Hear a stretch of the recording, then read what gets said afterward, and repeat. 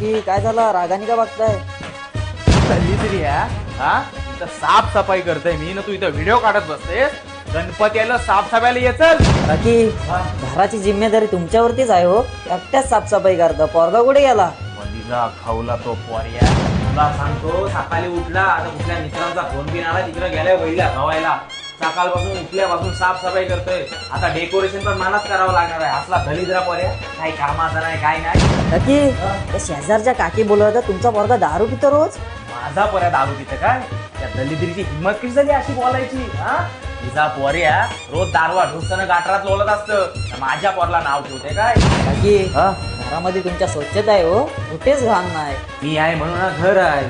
मी नसलेले एक दिवस घरात, या घरामध्ये किलोस परल किलोस एवढी घाणी द्यायची दोघा पण. काकी पण काय पण बोला, खुश जाम दिसता आज.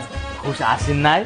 लाडकी बहीण योजनेचं 4,500 अकाउंटला आलं. काकी ही कुठली दारू? अरे बाबा ही दारू गोव्याशी आणली, गोव्याशी खास. आणि आता काकी विस्की बिस्की नाही, वाईन पितं वाईन. म्हशे बिशेरे लावताना दिसत नाही ते आजकाल. अरे काय आहे बाला, आता गणपती आलेत ना, मग उपास ठेवला नाही आधीच 10 दिवस आधीच. म्हशी विशीर लावणार नाही. गणपती गेल्यावर करू सुरुवात आपली.